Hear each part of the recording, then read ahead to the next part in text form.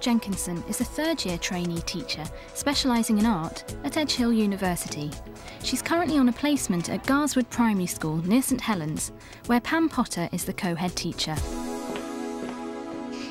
The teachers at Garswood are encouraged to be creative in their planning, to work to ensure that the children are experiencing a breadth of opportunities, to develop skills that reach beyond the 2D curriculum and ensure that they embrace opportunities for problem solving, for team building skills, to encourage them to become leaders and learners of the future.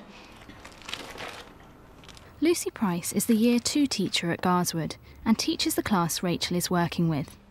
She discusses with her the teaching Rachel will be carrying out whilst at the school.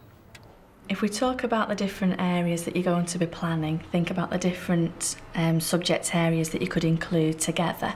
We try and get in as many different subjects as possible within the lessons, and the children have opportunities to access activities that will cover areas of the curriculum without them knowing really. So we've got some QCA units that we want to follow. We don't need to stick to them rigidly as long as we cover the objectives that are in there. Do you need to do any external visits as part of your course? Actually I do. As part of one of my courses at Edge Hill, it's external visits and trips.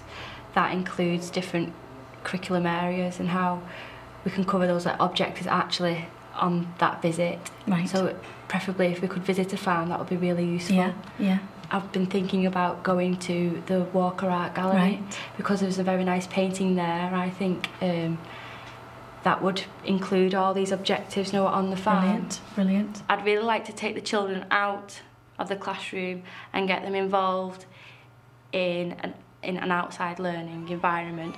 I really want to get the children involved in how exciting art can be. Kate Simpson is Senior Lecturer in Primary Education and also leader of the External Visits and Partnerships module at Edge Hill University.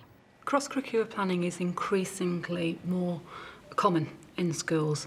I think certainly since 2003, in excellence and enjoyment and the drive towards creativity with the website in 2005 and the Learning Outside the Classroom manifesto, it's making it much more popular with schools.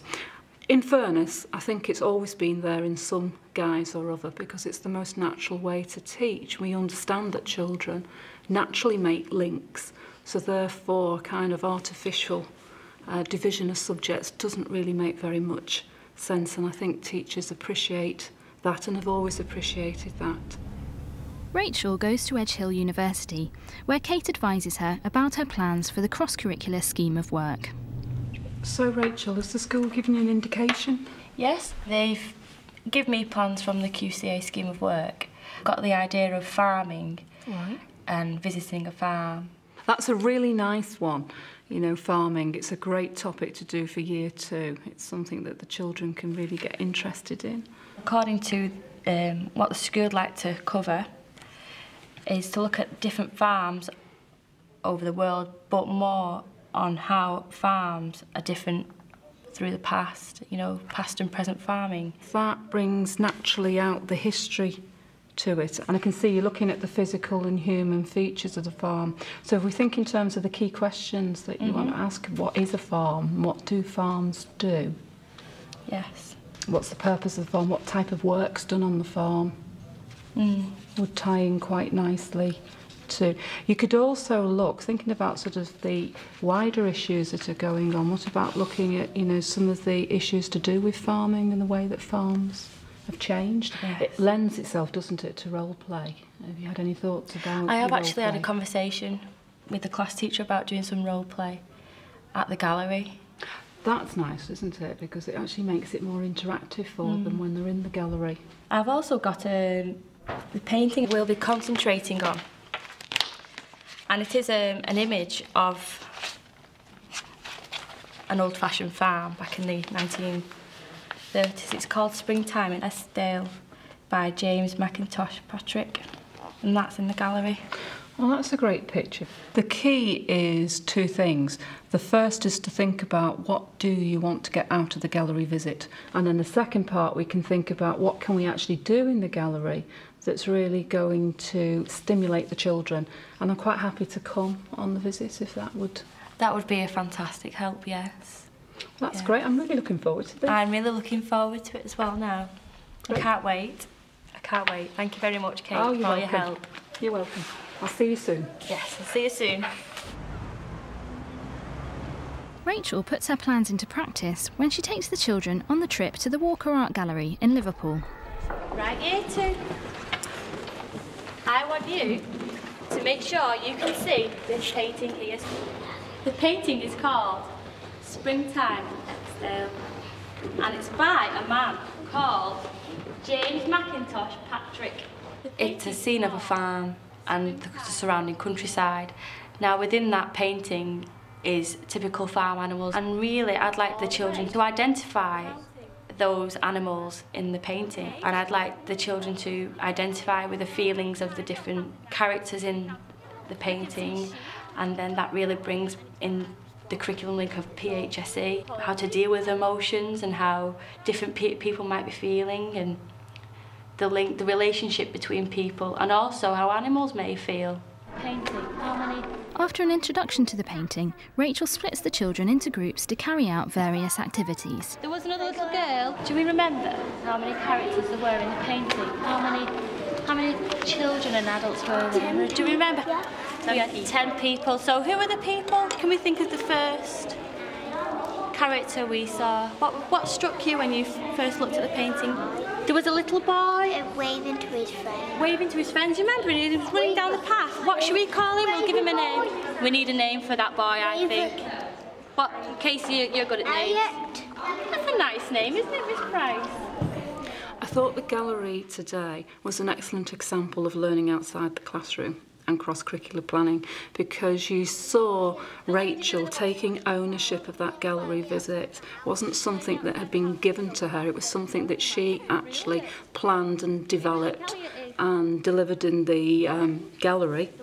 Also, I thought you saw the responses of the children, that they were actually doing the geography, they were doing literacy, they were doing PHSE, and they were having a jolly good time. Fun was very evident, you know, with those children today. The children carry out some role play by taking on the characters of the figures in the painting. What I want you two to do now is to think very carefully what each of your characters will be feeling at this moment in time. And when I come and touch your head, you're going to be very still, you're going to be like the painting, and I'm going to touch your head and you're going to tell me how you're feeling and what you're doing there now. Are you ready? And who am I going to touch to come alive from the painting? It's going to be the washerwoman. Washerwoman! What are you doing on the floor? Washing. Washing, and what are you washing? Clothes. Clothes, and who's the clothes for? The little boy. The little boy, and is it all the little boys washing? Sleep, go back to in the picture, and who's going to be next? Who's going to be next? I think it's going to be Elliot, the little boy running down the path. Elliot, what are you doing running down that path? Waving. Waving? And who are you waving to? The mum. Your mum? And is your mum saying bye to you? Next. The opportunity to visit the Walker Art Gallery really gave an innovative starting point for creative learning and cross-curricular approach to planning, and that is something that I know Miss Price hasn't tried previously, and again she said that's really inspired her as a teacher. I think to allow the children the opportunity to get out of school, see life beyond the walls of the school is invaluable. Rachel implements the second aspect of her plan at Farmer Ted's farm in West Lancashire.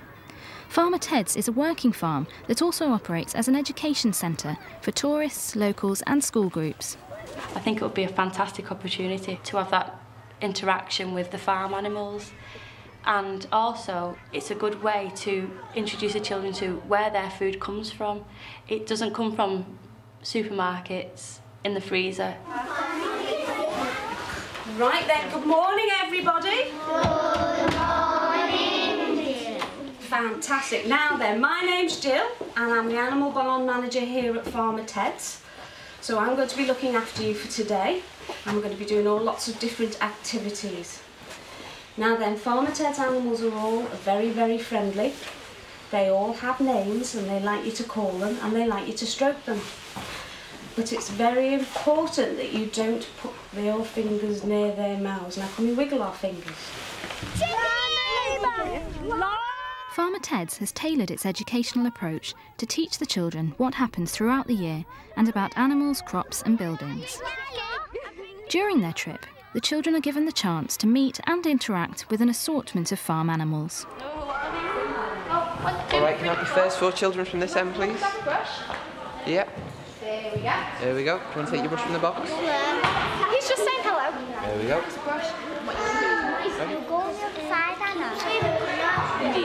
All right, so who can tell me? Does a pony have toes? Do you know what they're called? Hooves, very good. Cross-curricular planning has proved to be a successful approach. Children very much respond to it.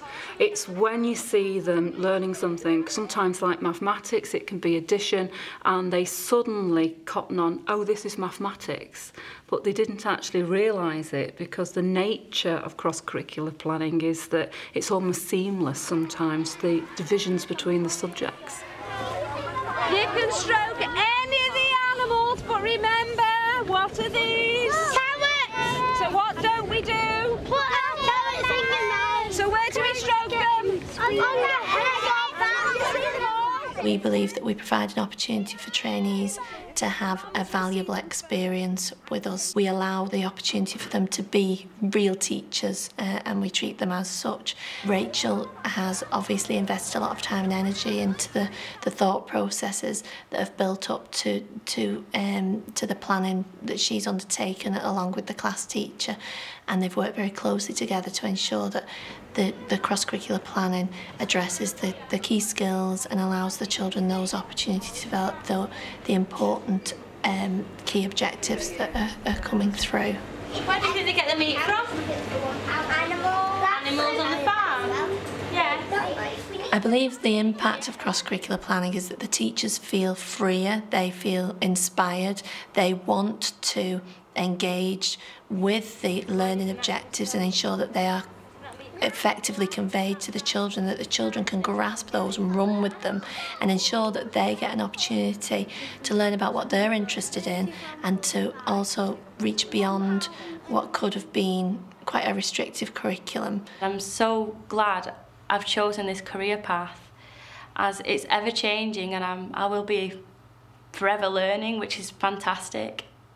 It's an exciting way to teach because it undoubtedly stimulates children. Children naturally respond to it, and therefore teachers see the motivation in children. So if you stroke it just very gently down, these are called Rhode Island Reds, and the reason why Farmer Ted has them is because they're very good at laying eggs.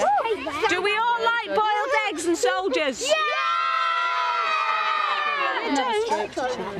I think it's also, it empowers them and it gives them a sense of ownership and creativity in the curriculum. And we're asking them ever increasing to be more creative and to sort of move away from the tablets in stone that every single teacher is teaching exactly the same regardless. And I think that's what cross-curricular planning enables teachers to do.